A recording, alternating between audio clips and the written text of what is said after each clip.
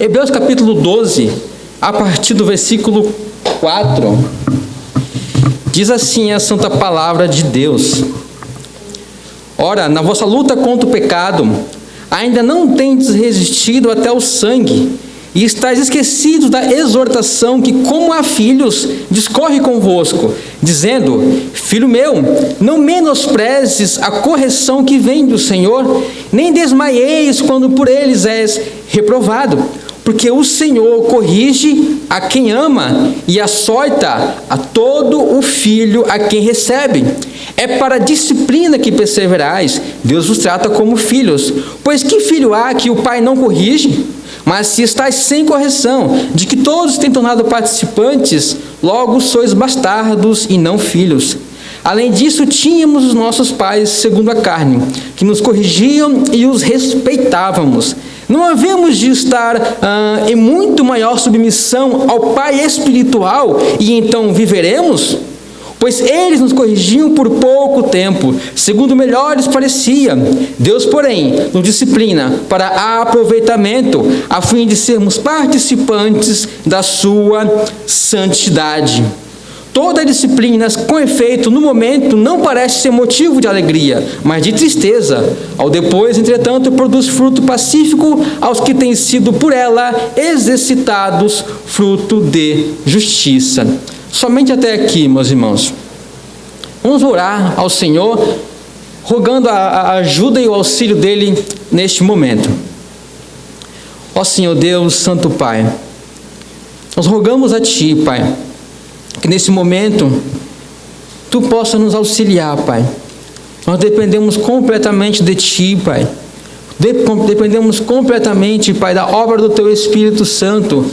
Ó Senhor, para iluminar o nosso entendimento, Senhor, para abrir os nossos corações, Senhor, para nos fazer perceber, Senhor, a realidade, a verdade, a beleza, Pai, da Tua palavra, Senhor. Ajuda-nos, Pai, pelo Teu Espírito Santo, conceda-nos graça e misericórdia neste momento. Nós pedimos e confiamos e esperamos em Ti, Pai. Em nome de Jesus, Teu Filho. Amém.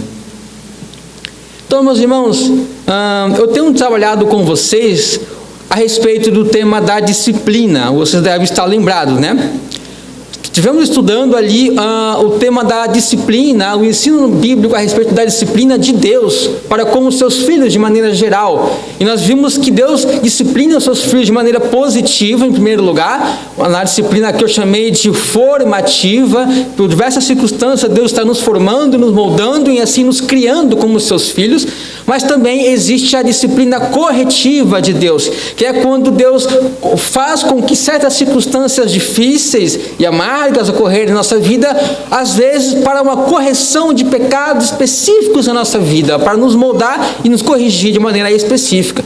E nós vimos também, nas últimas duas pregações que eu fiz, a respeito da disciplina eclesiástica, que eu mostrei para vocês que nada mais é do que um meio de Deus, né? Talvez um dos principais meios aí de Deus disciplinar os seus filhos. Ele usa a igreja.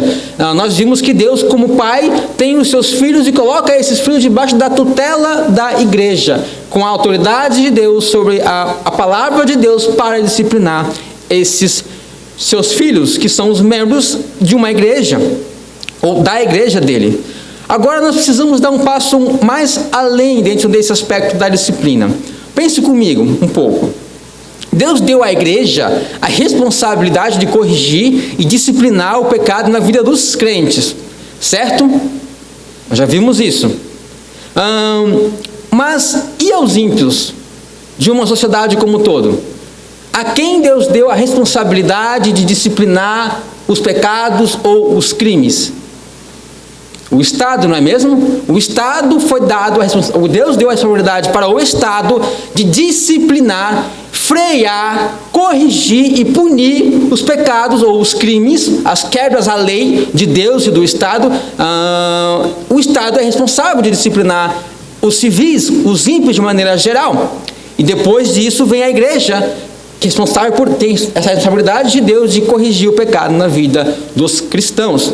Eu não vou entrar nesse aspecto do Estado, só mencionei ele para que vocês entendam que existe esse ensino bíblico claro a respeito da função do Estado, como primariamente a função de frear o mal e resistir o mal e punir o mal. Essa é a função primária, porque existe um governo, manter a ordem, manter a disciplina. Ok? Eu não vou entrar nesse assunto. Mas a pergunta que agora eu quero fazer com vocês, para introduzir o que eu de fato quero falar, é o seguinte: se Deus deu ao Estado a responsabilidade de disciplinar os pecados na vida dos ímpios, e à igreja, Deus deu a responsabilidade de disciplinar os pecados na vida dos crentes, a quem Deus deu a responsabilidade de disciplinar os pecados na vida das crianças, dos filhos? Porque isso é uma classificação lógica, meus irmãos. Deus disciplina os homens e os seus filhos de maneira geral. Deus deu o Estado para disciplinar os ímpios e os homens da sociedade de maneira geral. Deus deu à igreja a responsabilidade de disciplinar o pecado na vida dos crentes. Consequentemente, o que vem depois Deus deu a responsabilidade para os pais para corrigirem os pecados na vida de seus filhos. Então, continuando nesse raciocínio, pense comigo. Se o Estado deixa de corrigir e disciplinar os crimes em uma sociedade, você vai concordar comigo que esse Estado, com certeza, é um Estado imoral. E está, de certa forma não, claramente fomentando a criminalidade e a injustiça em uma sociedade, porque se ele não pune, se ele não disciplina, se ele não corrige os crimes, a criminalidade só aumenta, a injustiça só aumenta, e a desordem e o caos só aumentam. Esse é um Estado imoral, perverso, corrompido. Da mesma forma, a igreja, quando a igreja deixa de obedecer a Deus e disciplinar os pecados na vida dos seus membros, essa igreja ela é uma igreja imoral, meus irmãos, antibíblica, está desobedecendo ao princípio básico de Deus a respeito da igreja. Mas e quando os pais deixam de disciplinar os pecados de seus filhos? Você há de concordar comigo que naturalmente esses pais também estão sendo imorais, meus irmãos. Estão desobedecendo uma ordem clara de Deus. E dessa forma estarão fomentando, incentivando o desenvolvimento progressivo do pecado na vida dos seus filhos. E qual é a consequência final de uma vida inteira de desobediência? Desobediência enraizada no coração. A consequência, vocês vão ver, é de desobediência na escola, desobediência quando ele estiver trabalhando em uma empresa, desobediência diante da lei da sociedade de maneira geral, e desobediência final para com Deus. Não é à toa, então, que as Escrituras vai dizer que a consequência final de uma vida inteira de desobediência segundo Provérbios 23, 13, 14, que diz: não deixe a criança sem disciplina, porque se você a castigar com a vara, ela não morrerá. Você a castigará com a vara, e assim livrará a alma dela do inferno. Porque a consequência final da desobediência, se ela perseverar assim por toda a sua vida, naturalmente meus irmãos, de acordo com o ensino inclusive do próprio Cristo, que enfatizou isso diversas vezes, é a condenação eterna. Então agora nós conseguimos entender um pouco o sentido desse versículo.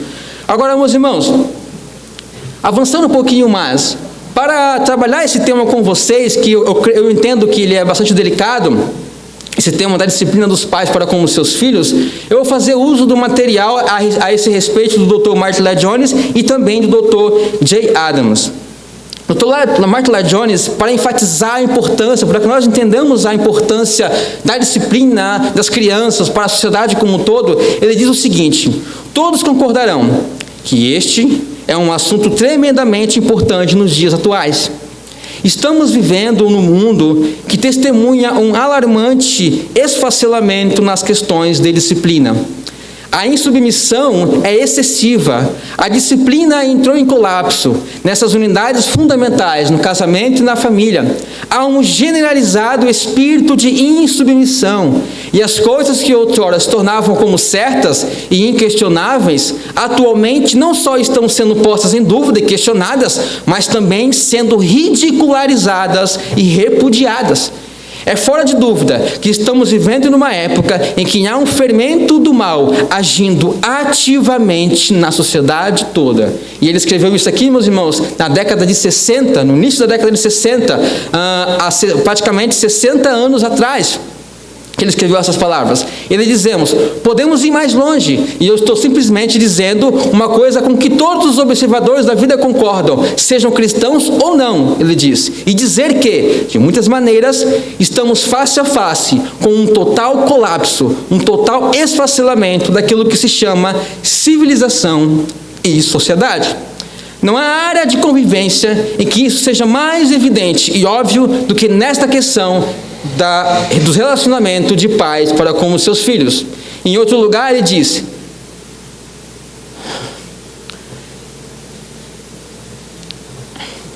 devemos examinar cuidadosamente este assunto, pois não há assunto de importância tão urgente neste país e em todos os outros como todo este problema da disciplina. Estamos presenciando, ele diz, um colapso da sociedade. E isto ocorre principalmente em conexão com esta questão de disciplina.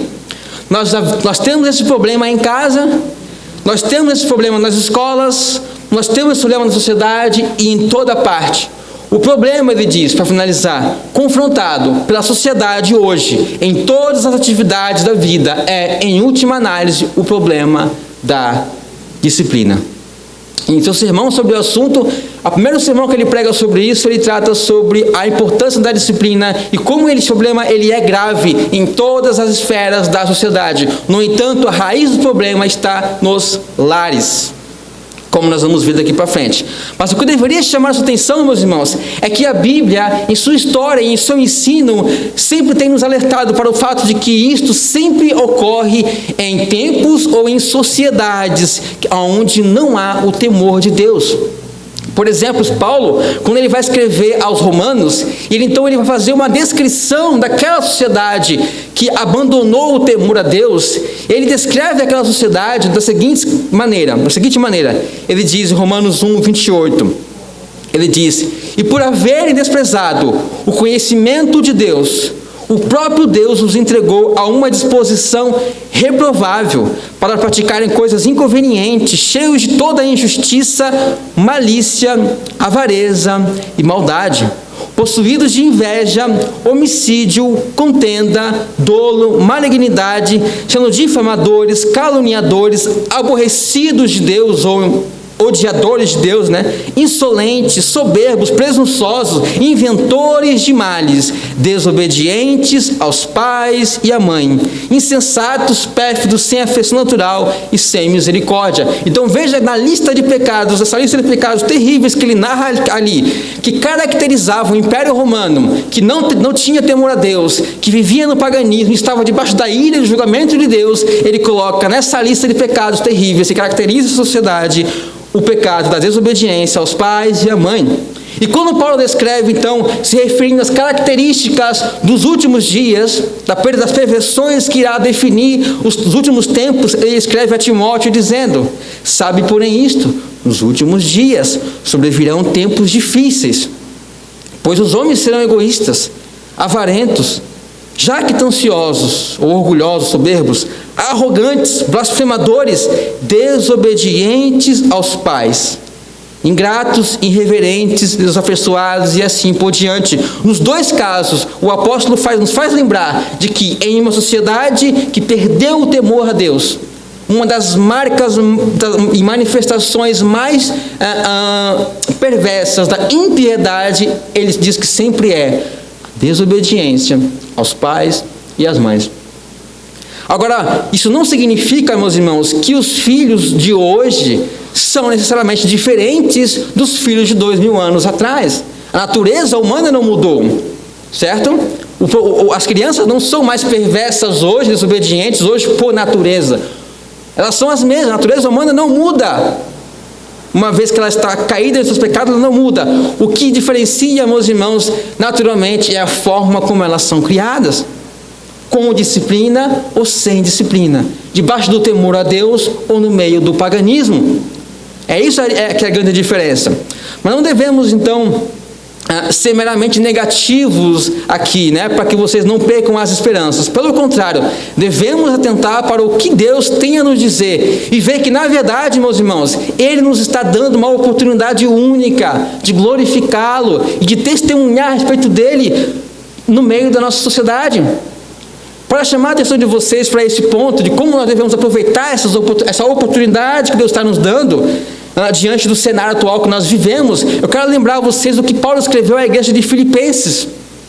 Ele diz o seguinte, que aqueles filipenses, aqueles membros, aqueles cristãos, aquela sociedade pervertida da época, Paulo diz que aqueles cristãos devem ser, ele diz, filhos de Deus inculpáveis, no meio de uma geração corrompida e perversa.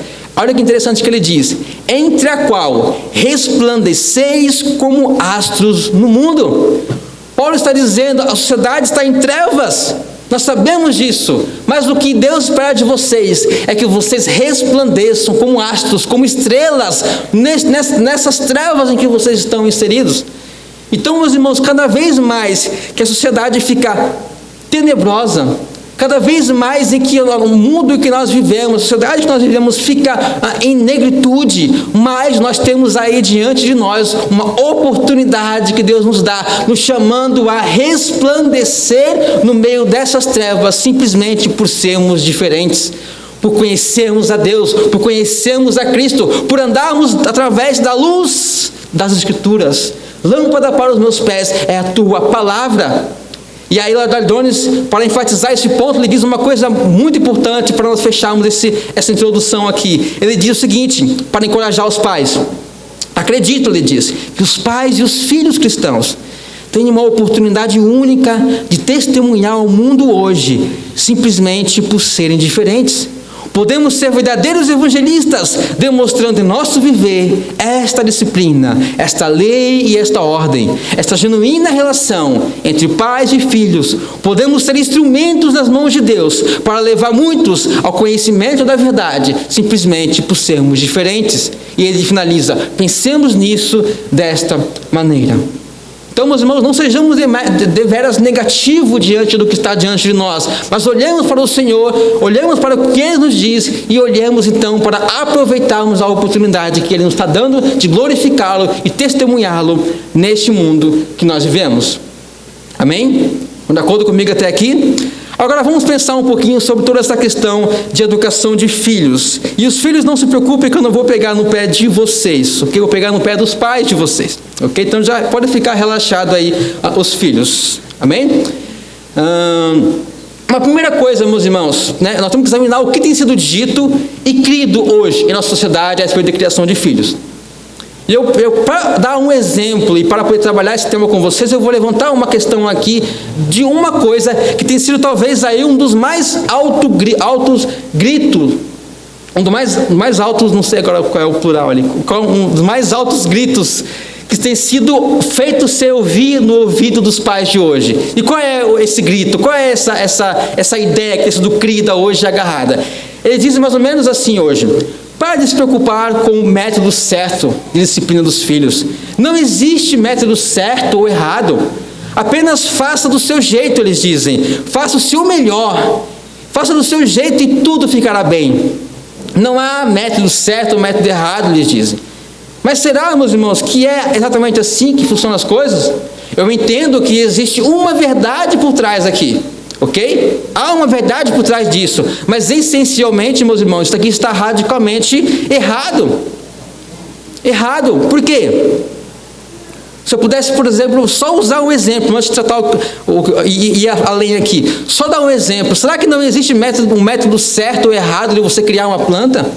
Será que não existe método certo ou errado de você criar um animal? Será que não há método certo e errado de fazer as coisas básicas da vida, mais essa questão básica de criar um ser humano? Não existe método certo e errado. Faça o melhor que você puder, tudo ficará bem. Será que as coisas são assim? Logicamente que não, meus irmãos. E o que eu quero dizer aqui com método, né? É melhor esclarecer isso aqui, porque isso é muito importante. Quando eu me refiro aqui a método, eu não estou me referindo a alguma fórmula mágica, nem a algum programa mecânico e sistêmico que pode garantir o resultado final esperado. Não é isso que eu me refiro quando me falo de método.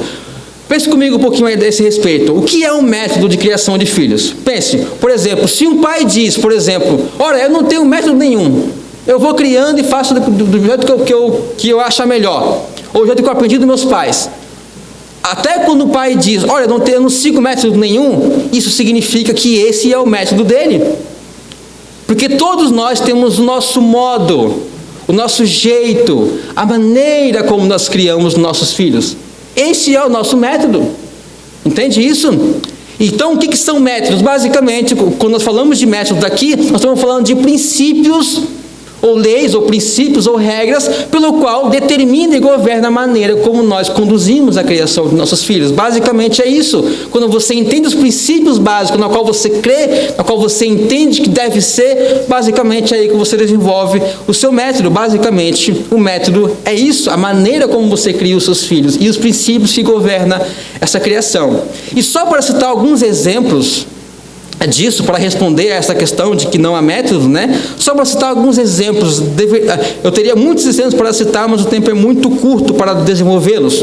Mas eu posso citar algum exemplo para mostrar a vocês como a palavra de Deus ela não é silenciosa a esse respeito. Por exemplo, Deuteronômio, capítulo 6, versículo 7, Moisés diz o seguinte, Deus diz através de Moisés o seguinte, ele diz, que todas essas palavras que hoje te ordeno estejam no teu coração, tu as ensinarás com todo zelo e perseverança a teus filhos. Conversarás sobre as Escrituras quando estiveres sentado em tua casa, quando estiveres andando pelo caminho, e ao te deitares e ao te levantares. Por exemplo, Êxodo capítulo 20, no versículo 12, o capítulo 20 todo ali é Deus dando o resumo da lei, dos 10 mandamentos. Você vai observar que um dos 10 mandamentos, o 5º mandamento, trata justamente dessa questão de como os pais criam seus filhos. Ele diz lá, uma lei se dirigindo aos filhos, dizendo, honra o teu pai e sua mãe, para que tenha longa vida sobre a terra. Logicamente, você entende que os pais, então, devem implementar isso na criação dos seus filhos, ensinando os seus filhos o que é honra, o que é respeito, o que é lealdade, o que é reverência, ensinando eles, então, a respeitar e honrar a autoridade, a pessoa do pai. E Efésios vai nos dizer, filhos, sede em tudo obedientes aos vossos pais, porque isto é justo. E ele vai dizer, pais, não provoqueis a ira a vossos filhos, antes criai-os na disciplina e na admoestação do Senhor. E você vai encontrar também, por exemplo, em Provérbios, capítulo 15, inclusive Provérbios é abundante com respeito a princípios que devem nortear a maneira como criamos nossos filhos. O autor vai dizer, a insensatez, ou a estutícia, ou a tolice, em outras traduções, mora naturalmente no coração das crianças, mas a vara da correção as livrará dela. Provérbios 29 também vai dizer, a vara da disciplina e as palavras de correção dão sabedoria, mas o jovem entregue a si mesmo é a vergonha da sua mãe. Provérbios 13, 24 também diz, quem se nega a disciplinar e repreender os seus filhos, não o ama. Quem o ama, de fato, não hesita em corrigi-lo. Esses são só alguns exemplos, meus irmãos, eu não vou entrar nesses detalhes aqui, só alguns exemplos para que vocês entendam que as Escrituras possuem abundantes princípios estes que devem nortear o método ou a maneira como nós criamos nossos filhos, ok? Agora, se nós formos colocar agora aqui, meus irmãos, de uma maneira bem simples para nós entendermos aqui, um princípio geral, pelo qual nós podemos chamar esse princípio do grande método, pelo qual nós devemos então criar os nossos filhos. Que método seria esse? E que nós encontramos ele aqui no em Hebreus capítulo 12. Que método seria esse? Qual seria então o método, ou padrão, ou o modelo correto de Deus para que nós possamos criar os nossos filhos? Pense um pouco sobre isso. Nós encontramos aqui, meus irmãos, basicamente, quando nós vamos compreender um pouco, Deus nos ensinando, Deus nos mostrando como que Ele lida e cria os seus filhos. Ele vai dizer, por exemplo, filho meu, não menospreze a correção que vem do Senhor, e não desmaies quando por Ele é reprovado. Ele vai dizer, porque o Senhor corrige ao que ama. E ele diz que ele açoita ou ele surra todo aquele a quem ele recebe por filho. E depois ele vai dizer em outro lugar: qual filho há que o pai não disciplina? Daí ele vai dizer, ele está querendo dizer com isso, da mesma forma ele está dizendo: eu sou assim. Basicamente, meus irmãos, todo o capítulo 12 de Hebreus, o autor está nos ensinando como que Deus nos disciplina, e ele está usando como padrão a maneira como nós disciplinamos nossos filhos e educamos as nossas crianças, mostrando que há um paralelo ali, de tal maneira que a maneira como Deus cria os seus filhos é a maneira como nós devemos criar os nossos. Esse é o princípio geral que eu quero estabelecer aqui com vocês. Se vocês entenderam, qual é o método correto de criação de filhos? A resposta que eu posso te dar é o método de Deus. Não necessariamente aqui, não somente aqui, com isso eu quero dizer o método segundo os princípios da palavra de Deus. Isso é 50%.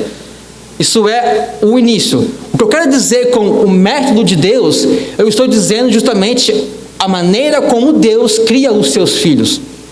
Porque você vai ver por todas as escrituras que Deus sempre lidou com o seu povo, sempre tratou o seu povo como os seus filhos.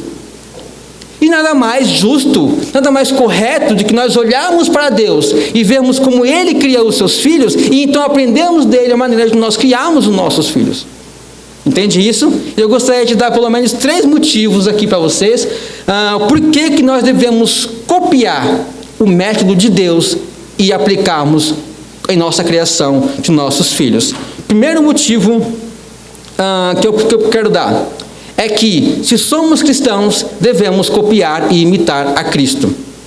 Por exemplo, Cristo nos diz, e é registrado isso em João 5,19, o seguinte: Jesus dizendo: na verdade vos digo que o Filho por si mesmo não pode fazer coisa alguma, senão ver o Pai fazendo, porque tudo quanto Ele faz, o Filho faz igualmente. Jesus está dizendo aqui, basicamente, meus irmãos, isso aqui para nos ensinar como nós devemos lidar com a nossa vida. Ele está dizendo: olha, eu tenho um Pai, eu sou o filho do meu Pai, e eu não faço nada se não ver o meu Pai fazendo.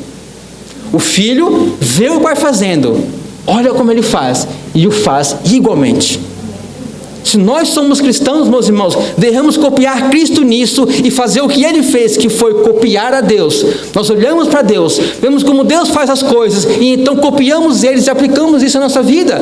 Esse é o princípio geral, meus irmãos, que deve governar todas as áreas da nossa vida, e especialmente essa da maneira como nós criamos os nossos filhos. Em outras palavras, Efésios capítulo 5, versículo 1, enfatiza justamente esse ponto, que foi a leitura que nós fizemos aqui no começo, que diz: sede, pois, o apóstolo Paulo diz, sede, pois, o quê? Imitadores de Deus, como filhos amados. Sede, pois, o apóstolo Paulo diz, imitadores de Deus, como filhos amados. Paulo entende, meus irmãos, a natureza da paternidade. Paulo entende que é da natureza de um filho imitar os seus pais. Então, como filhos amados, imiteis a Deus. Esse aqui é o princípio básico, meus irmãos, de como nós devemos viver toda a nossa vida. Nós devemos viver como filhos amados, que olham para Deus, conhecem a Deus, enxerga e entende a maneira como Deus procede, e então, como filhos amados, simplesmente o imita. Esse é o princípio, meus irmãos. Mas preste atenção em outra coisa que muita gente fala hoje, por exemplo, que contrasta um pouco com a maneira como Deus cria os seus filhos. Por exemplo, muitos pais dizem hoje: ora, eu nunca vou bater no meu filho, eu vou criá-lo com amor e na base do diálogo, e evitarei a todo custo precisar agredi-lo fisicamente. Muitos pais dizem isso, muitos pais cristãos inclusive dizem: não, eu vou evitar, eu vou tentar criar na base do amor. Ora, tu já percebe aqui que se eu bater no meu filho significa que eu não amo ele, né? Essa é a ideia que está aqui. Eu não vou bater nele, não vou corrigi-lo fisicamente, vou criá-lo com amor. E Deus está dizendo aqui que Deus corrige ao que ama e açoita a todo aquele que recebe por filho. Mas nós dizemos: não, eu vou criá-lo com amor, e por isso não vou tocar nele, só vou dialogar com ele, e vou fazer tudo assim, desse jeito. Em outras palavras, meus irmãos, você está dizendo que você descobriu um método de criação de filhos que é melhor do que o de Deus. Porque Deus não consegue criar os seus filhos sem bater neles. O Senhor corrige ao que ama e açoita todo aquele que recebe o filho. Mas você diz que você não precisa chegar a esse nível de precisar açoitá-lo, discipliná-lo fisicamente. Então você está dizendo que você descobriu um método melhor do que o de Deus. Não é verdade? E aí que está o ponto, meus irmãos, que eu quero chegar. Se Deus está nos dizendo que porque Ele ama os seus filhos, Ele açoita os seus filhos, em outras palavras, Ele está dizendo: ora, eu amo meus filhos, por isso eu bato neles. E Ele nem usou a palavra bater, não é verdade? Ele usou a palavra açoitar, que é uma palavra bastante grave. Nós entendemos isso. Que na nossa linguagem atual é dar uma surra. Deus está dizendo que você é filho dele. E porque você é filho dele, Deus te dá uma surra. Quando você age de maneira contrária à vontade dele, à lei dele. E quando você está agindo em direção que vai fazer mal para você, o seu bem, Deus está dizendo: olha, eu tenho que dar uma surra nos meus filhos. E como nós aprendemos aqui nas pregações a respeito da disciplina corretiva, Deus usa das circunstâncias das nossas vidas, eu expliquei isso a vocês, para dar uma surra na gente. Para nos chamar a atenção e dizer: não é aqui, meu filho, é por aqui. Ah, tá, isso é melhor para mim. Então nós seguimos o caminho de Deus. Segundo motivo, meus irmãos, pelo qual nós devemos copiar o modelo de Deus. E esse aqui para mim é o mais importante de todos, e me parece que esse é o princípio maior que nós devemos aprender sobre a criação de filhos aqui em Hebreus capítulo 12. Esse para mim, eu vejo ele como o mais importante. O segundo motivo é que nós, os pais, somente somos pais provisórios. O texto de Hebreus diz: além do mais, que tivemos nossos pais segundo a carne para nos corrigirem, e nós os reverenciávamos. Nós não nos sujeitaremos muito mais agora ao Pai espiritual, nosso Pai espiritual, para vivermos, porque aqueles, na verdade, por pouco tempo, nos corrigiam como bem lhes parecia. Percebeu a palavra que ele usou aqui? Aqueles, nossos pais biológicos, pais da carne, segundo a natureza humana, eles nos corrigiam por pouco tempo. E aqui está o princípio, meus irmãos. Nós devemos copiar a Deus em seu modelo de criação de filhos, porque nós só somos pais provisórios. Os filhos não pertencem a nós. Eles pertencem a quem? Ao Senhor nosso Deus, não é verdade? E não somente isso. Imagine que, vou colocar uma hipótese que maluca para ilustrar o que eu estou querendo dizer aqui com isso, com esse princípio. Imagine que você foi contratado por dois pais para você criar o filho dele durante 10 anos. Então você foi contratado para criar provisoriamente os filhos para esses pais durante um período de aproximadamente 10 anos.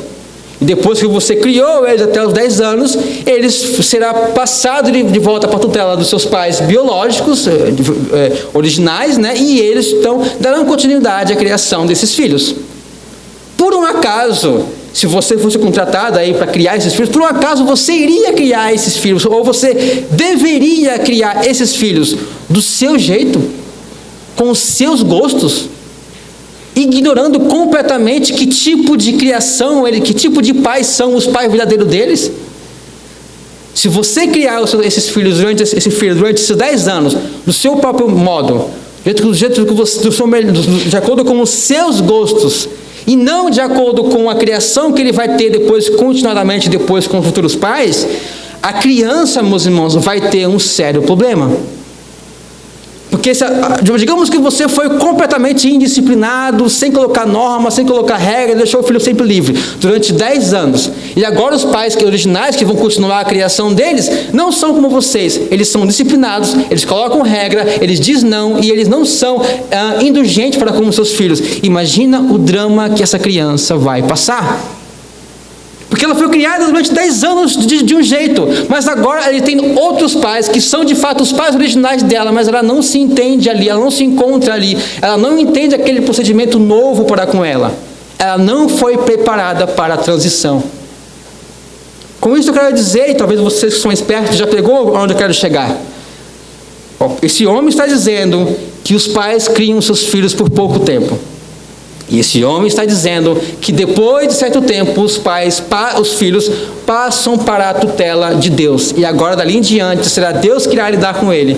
Será Deus que irá cuidar dele. Será Deus que irá criá-lo. Será Deus que irá discipliná-lo. Será Deus que irá guiá-lo no restante da sua vida, inclusive na vida eterna. Então nós somos pais provisórios. Aqui está, meus irmãos, o maior motivo pelo qual nós não devemos criar os nossos filhos ao nosso próprio modo, mas olharmos para Deus e copiarmos o modo de Deus. Por quê? Porque eles irão, depois do nosso trabalho de educação, seguir adiante com o trabalho de educação de Deus. Então eu quero dar 2 exemplos a vocês, 2 formas de você, eu vou colocar uma palavra, vou usar uma palavra aqui, não sei quão acertada ela é, posso errar na palavra, mas eu espero que vocês me compreendam. Eu vou dar 2 exemplos, 2 formas que os pais podem estragar os seus filhos em seu relacionamento futuro com Deus. Vou usar essa palavra aqui.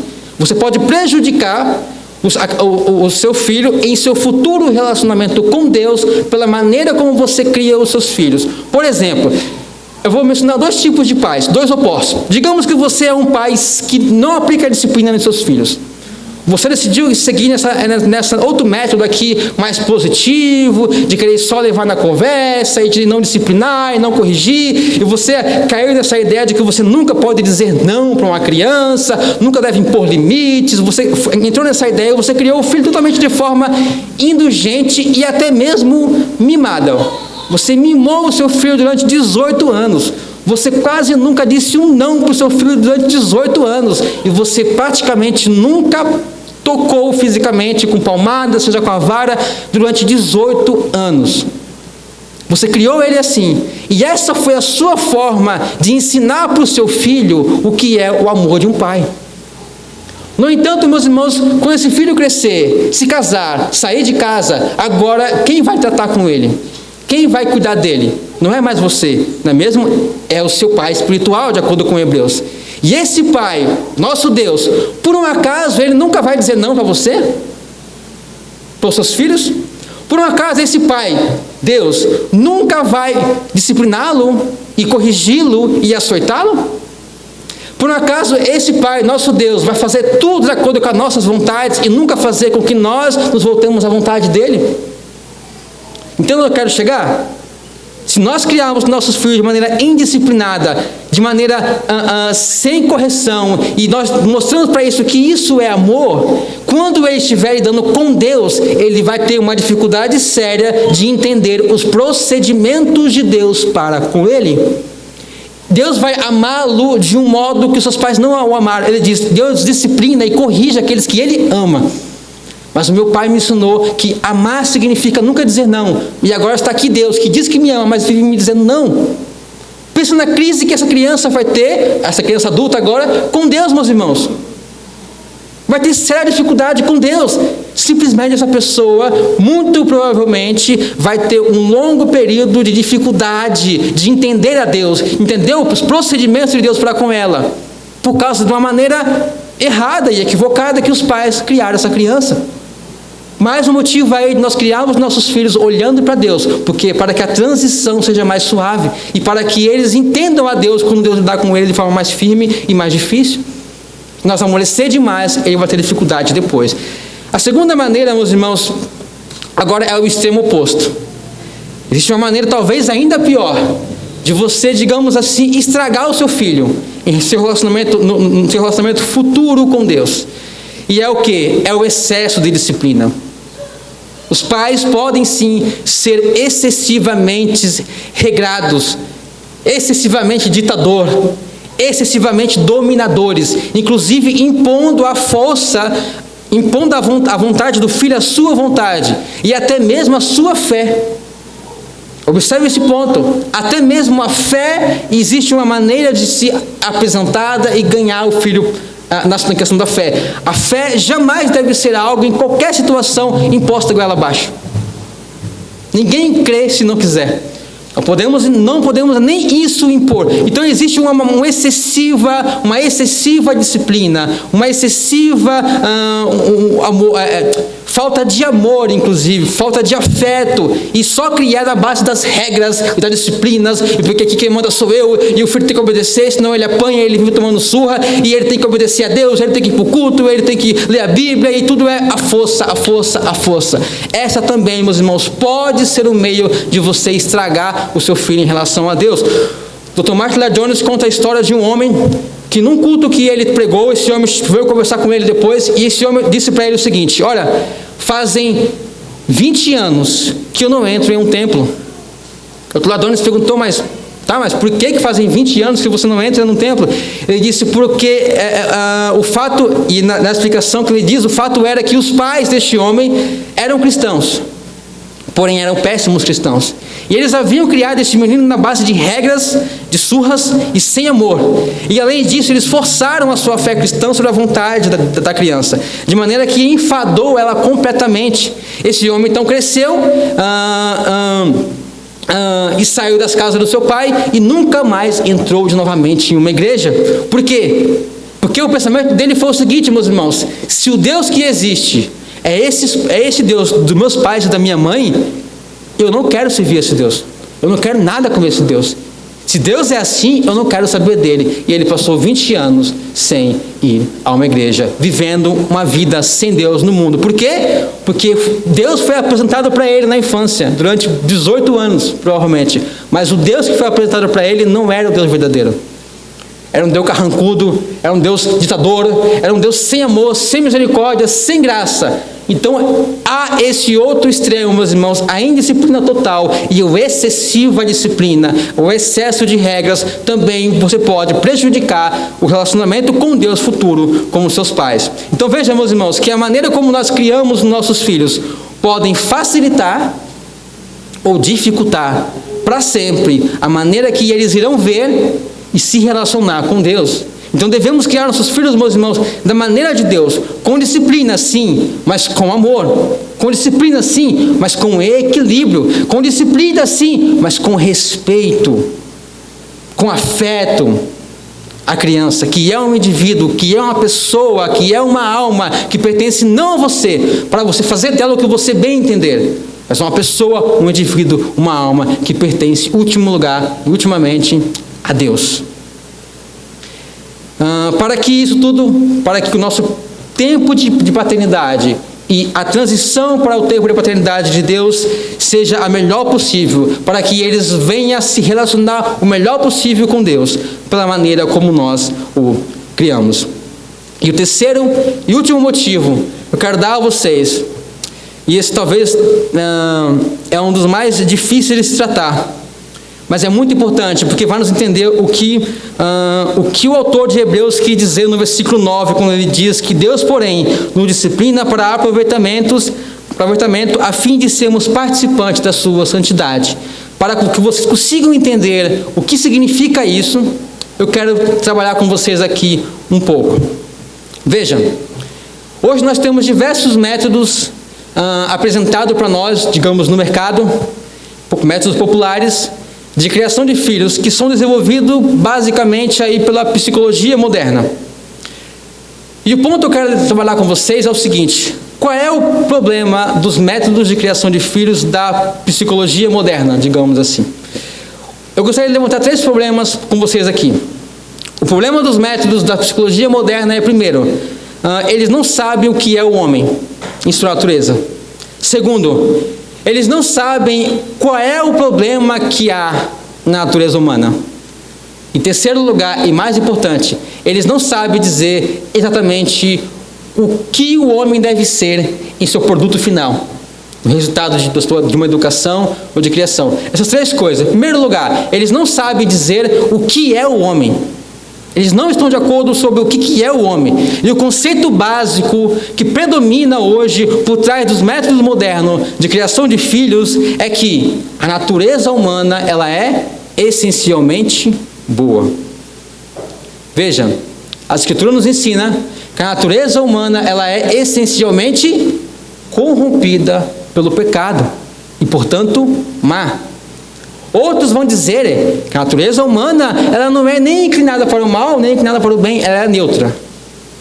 Mas os principais métodos hoje de criação de filhos, eles têm por trás a base de que a natureza humana ela é necessariamente boa, positivamente boa. Ela não é nem má nem neutra, ela é boa. Não há mal, pelo contrário, há bem natural na natureza das crianças. Essa é a base por trás dos métodos modernos. E daí, o que é necessário, eles dizem, é você induzir e encorajar e dar vazão à personalidade da criança. Não deve haver nenhum tipo de restrição, nenhuma repulsa, nada de negativo, nenhuma repreensão ou disciplina, pois deste modo você estará reprimindo a sua natureza, que é boa, e em sua essência é boa, e jamais deve ser corrigida, pelo contrário, deve ser conduzida para fora. Essa é a ideia básica atrás desse método. A natureza humana é boa, então você não deve impor nada, você não deve dizer não, você simplesmente tem que conduzir ela, porque ela naturalmente vai fazer o que é certo, o que é bom, porque ela é boa em si. E o interessante, meus irmãos, que o autor nos conta é que no início do século passado, muitos chegaram a desenvolver um método de criação de filhos, onde que sempre quando o filho se comportasse de maneira errônea ou inadequada, eles diziam que os pais jamais deveriam punir uma criança ou corrigir uma criança. E eles diziam o seguinte: veja, a natureza humana ela é boa, você não precisa corrigir. O que você precisa fazer então, eles diziam, quando uma criança se comporta de forma inadequada, é você conversar com ela, e em vez de você puni-la, você deve punir a você mesmo pelo mau comportamento dela. Fazendo assim, você envergonhará ela irá se constranger por você sofrer por causa do que ela fez, e ela irá mudar o seu comportamento por causa dessa bondade e desses atributos mais elevados que há dentro dela. Então eles diziam basicamente isso, meus irmãos: jamais puna uma criança, pelo contrário, tu quer mudar ela, faz o seguinte, puna você mesmo. Puna você mesmo. Então, você tem que implementar no método de criação de filhos. Toda vez que essa criança fizer algo errado, que você quer que ela mude, não corrige ela. Não entristeça ela, pelo contrário, você deve punir a você mesmo e mostrar para ela como que ela fez você sofrer. Entende? Entende qual é a raiz daquilo que se diz: ó, filhinho, não faz isso, não, papai vai ficar muito triste. E o filhinho: ó, papai, é verdade, não quero que você fique triste, não vou fazer mais isso. É assim que funciona? Não, a criança continua, porque ela não está nem aí para você, porque ela é egoísta. Tem um exemplo que um outro pregador famoso menciona para demonstrar essa natureza da criança que é boa, segundo os psicólogos, os filósofos atuais. Ele diz o seguinte: como que você faz, por exemplo, uma criança que está numa sala e tem diversos brinquedos, e ele está com um brinquedo na mão e ele gostou dele, aí você mostra aquele outro brinquedo e ele não quer. Como que você faz a criança querer aquele brinquedo? E ele usa esse exemplo para dizer assim: ó, é só você pegar aquele brinquedo e dar na mão de uma outra criança. Quando aquele menino ver aquela criança feliz, aquele brinquedo, ela vai lá, vai tomar dele, vai deixar ela chorando e vai dizer: é meu, e vai sair feliz para brincar. Isso mostra a bondade da natureza da criança. E eu acho que eu não trabalhei com criança, não sou pedagogo, mas já ouvi pedagogos mencionarem que lidam com crianças pequenas e que realmente elas são traiçoeiras, elas são malignas. Ela toma o brinquedo da criança, a criança fica chorando lá e ela fica feliz da vida brincando lá e não está nem aí para a criança. Eu ainda não sou pai, então eu sou meio suspeito de falar, e toda essa situação aqui é muito delicada para mim, né? Mas talvez vocês que já têm experiência podem testemunhar isso ainda melhor do que eu. O ponto é, meus irmãos, de que eles não sabem o que é a natureza humana. Eles não estão de acordo. Há diversas teorias, a predominante é essa, que, como todos sabem, é o contrário do ensino bíblico. Agora veja o seguinte: todos os homens, eu vou generalizar aqui. Durante a história, meus irmãos, da civilização humana, todos os reis, governadores, filósofos e psicólogos, todos eles sempre compreenderam que há algo de errado com o homem. Isso aqui é um fato comum diante de toda a humanidade, em toda a sua história. Todos só sabem que há algo de errado com o homem. Todos concordam que há algo fundamentalmente errado. Sabe que ele não devia ser assim. Sabe que o homem não deveria agir como age. Mas nenhum deles sabe explicar qual é o problema. Qual é a origem do problema. O que exatamente está de errado com o homem. O homem, você sabe, age de maneira perversa. age de maneira irracional. Há um problema com ele, mas eles não estão de acordo. Cada um diz uma coisa diferente sobre qual é a raiz do problema. E qual é a importância, meus irmãos, de conseguir fazer um diagnóstico correto de qual é a origem, de qual é o problema do homem? A importância é básica. O médico não consegue curar a enfermidade de ninguém sem fazer um diagnóstico preciso de qual é a causa.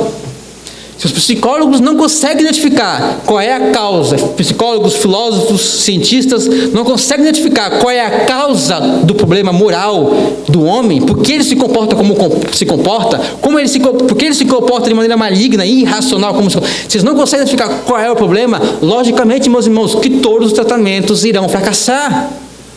Precisa-se de identificar qual é a causa, fazer um diagnóstico preciso para então recomendar um tratamento que realmente cause efeito.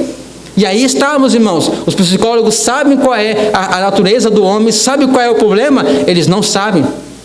Não sabem. E qual é, meus irmãos, a resposta a isso? O interessante é que é isso, o Dr. J. Adams destaca isso. Destaca que qualquer um de vocês aqui, que crê no Senhor Jesus Cristo, que crê nas Escrituras, sabe qual é a origem do problema do ser humano. Você sabe que o problema é o pecado. De que a natureza humana ela não é boa, pelo contrário, ela é má desde a sua meninice, conforme Gênesis 8, versículo 15. Em consequência de quê? Em consequência da queda. Nós somos criados originalmente bom, mas nós caímos.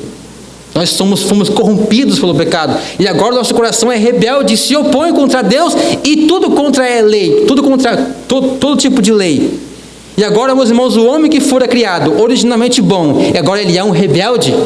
Ele é um infrator das leis, é dominado por princípios perversos. E, portanto, meus irmãos, prestem bem atenção, o homem hoje, as crianças hoje, elas são impermeáveis a todos os apelos que você fizerem a elas. Impermeáveis. Apelos verbais, tentando invocar uma bondade, uma característica mais elevada nela, não irão funcionar. A bondade e as virtudes precisarão ser ensinadas a elas. Uma coisa que você vai perceber é que dificilmente você precisa ensinar uma coisa errada para as crianças, porque elas aprendem sozinho. Mas as coisas boas, você vai encontrar uma enorme dificuldade de conseguir ensiná-las. Você deve ensiná-las, mas vai ter dificuldade. Porque a natureza dela, ela é naturalmente inclinada não para o bem, e sim para o mal. Esta é, meus irmãos, a resposta bíblica. E enquanto esses homens continuarem rejeitando as Escrituras como palavra de Deus, eles continuarão no caos, e na dúvida, e nas diversas teorias, e nunca entenderão realmente o que está acontecendo. Então vejam, meus irmãos, o mundo moderno, quais são os resultados? Quais são os resultados desses métodos que têm sido aplicados? O mundo moderno, como vocês sabem, meus irmãos, tem sido experimentado durante um bom número de anos através desses métodos. E contudo, quais têm sido os resultados? Eles rejeitaram as Escrituras, rejeitaram a ideia de que a natureza humana é corrompida e implementaram outros métodos. E quais são os resultados hoje? Como nós sabemos, problemas sociais que se acumulam, delinquência juvenil, adolescentes que agridem professores nas escolas, crianças, adolescentes, jovens que agridem e matam os seus próprios pais, desordem completa nos lares, assassinatos, violências, assaltos e toda uma sociedade em colapso. Esse tem sido o resultado, meus irmãos, desses métodos que têm sido utilizados. Mas não podia ser diferente, não é verdade? Porque o homem não é, meus irmãos, fundamentalmente bom. Não é. De acordo com as Escrituras, toda a imaginação dos pensamentos do seu coração é somar continuamente. Essa é a descrição feita do homem antes do dilúvio. E ele continua fundamentalmente o mesmo. Ele não evoluiu, pelo contrário, ele está desvoluindo, não é verdade? Ele está piorando, se você pode dizer assim, cada vez mais.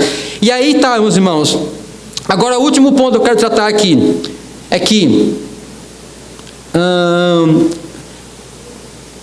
se não fosse assim, se a natureza humana não fosse realmente má, as Escrituras jamais ensinariam que o homem precisa nascer de novo.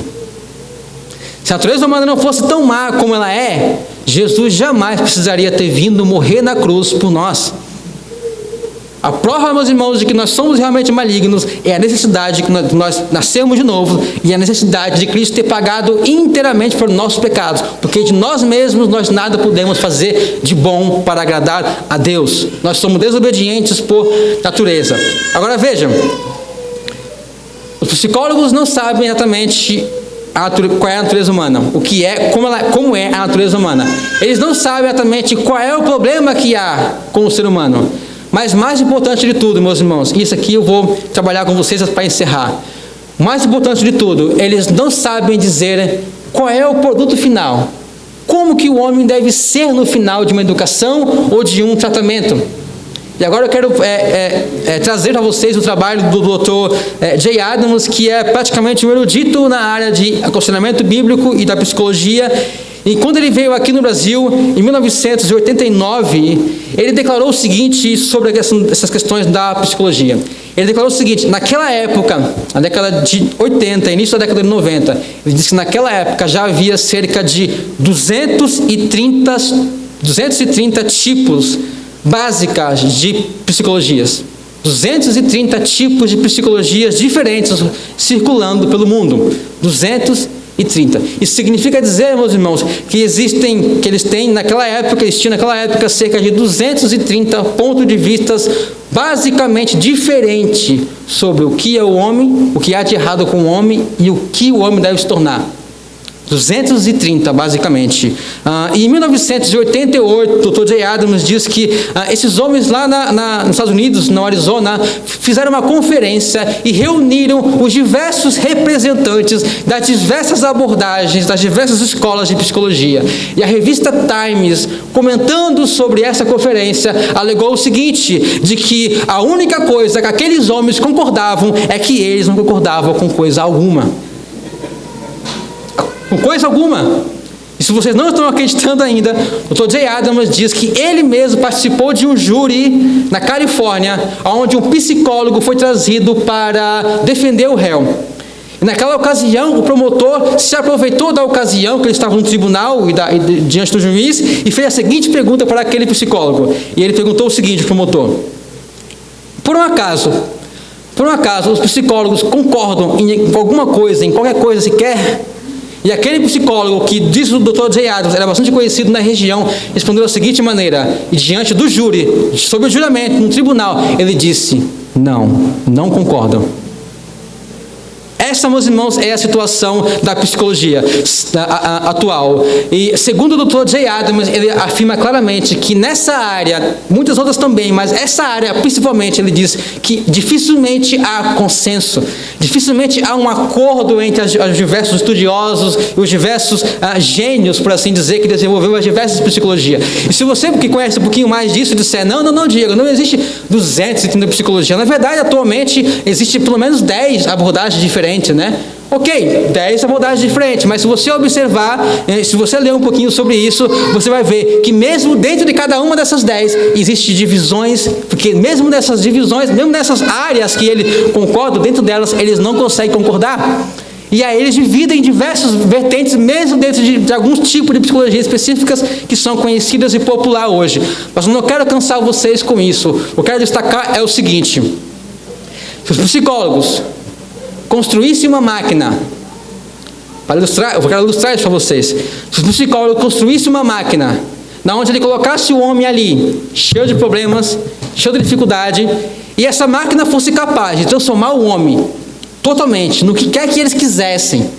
O ponto é que todos esses psicólogos não sabem dizer, eles não estão de acordo com, no final desse processo, do outro lado da esteira, qual é o produto final, como que o homem deve ser, como que é um homem pleno, um homem completo, um homem em seu resultado final de uma educação ou de um tratamento psicológico. Eles não sabem dizer, cada um tem uma teoria diferente. O Dr. Jay Adams diz que ele ensinou justamente sobre isso numa universidade diante de alunos de psicologia e professores da área da psicologia, e ele ensinou, basicamente a palestra dele foi isso: transformar o homem ou mudar o homem. E ele colocou: mudá-lo em quê? E aí no final dessa palestra, ele se sentou e ele passou a ouvir o que os comentários, as perguntas e respostas ali do público. E cada um deles pegava o microfone e dizia: tá, Dr. J. Adams, mas você não acha que o homem, no resultado final da sua educação, de um tratamento, ele não deveria parecer com isso?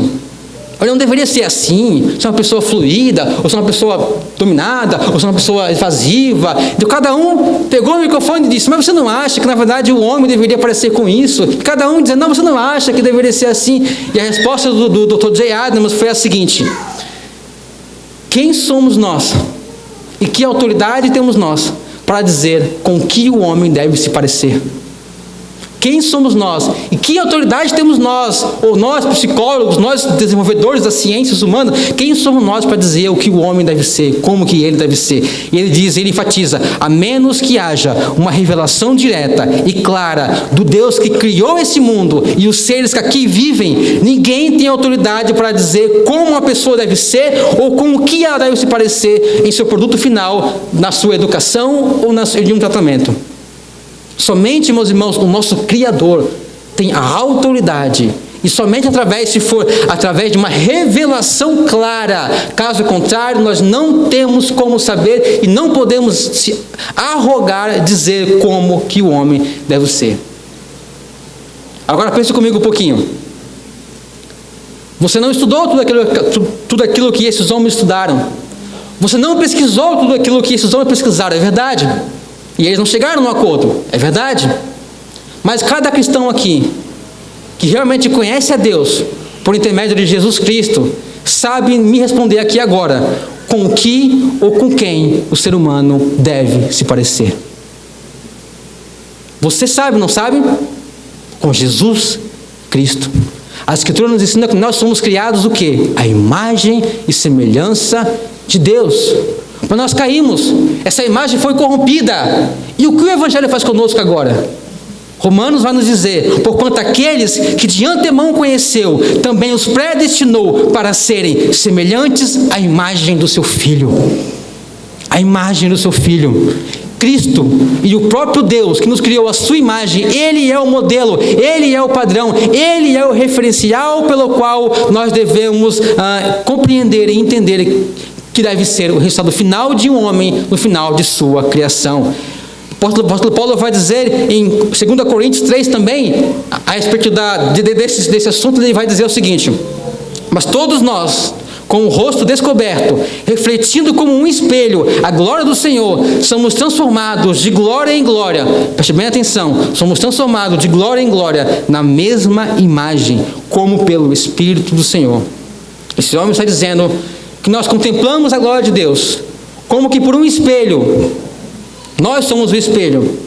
E aí a glória de Deus reflete em nós, e nós somos transformados na mesma imagem a quem nós estamos diante, olhando. A imagem do próprio Deus, por meio do seu Filho, Jesus Cristo. É isso, meus irmãos, e aqui é o ponto onde eu queria chegar. É isso, meus irmãos, o que o autor aos Hebreus quer dizer, que a disciplina do Senhor visa o nosso proveito, o nosso bem, para sermos participantes da sua santidade. Sermos participantes da sua santidade é o resultado final da disciplina que Deus usa. Sermos imagem e semelhança dele, sermos conformados à imagem de Cristo, é o objetivo final do método de Deus para a criação de filhos. E se nós queremos ter, meus irmãos, o resultado, digamos assim, certo, se nós queremos ter o resultado que Deus deseja para os nossos filhos, nós devemos não usar outros métodos, meus irmãos, mas aprendemos com Deus, porque o método de Deus é o método pelo qual nós somos conformados e nos tornamos participantes da santidade e da natureza de Deus. Esse é o meu último argumento, meus irmãos, pelo qual vocês devem copiar e aplicar no modo como vocês criam os seus filhos o método de Deus. Veja, somente nós que conhecemos o Pai por meio de Jesus Cristo, sabemos qual é o padrão segundo o qual guiar e moldar o caráter e o coração e a alma de nossos filhos. Eu não vou poder comentar sobre isso, mas eu acho que os pais de hoje, de maneira geral, esquecem que seus filhos possuem uma alma. Esquecem que os seus filhos possuem uma alma. trabalham em criar os filhos, e mantê-los aquecidos, e mantê-los alimentados, e mantê-los seguros, e mantê-los cheio de coisas. Mas ele não é apenas um corpo físico, ele não é apenas um animalzinho, ele tem uma alma, ele foi criado à imagem de Deus, e ele precisa ser restaurado em seu relacionamento com Deus. E o objetivo da criação nossa para com nossos filhos deve ser levá-los a Deus. Por isso, o modo como nós criamos pode propiciar que esse conhecimento de Deus, esse relacionamento de Deus seja melhor, mais facilitado ou prejudicado. Para finalizar, vamos abrir todos nós a Bíblia em 2 Timóteo capítulo 3. 2 Timóteo capítulo 3.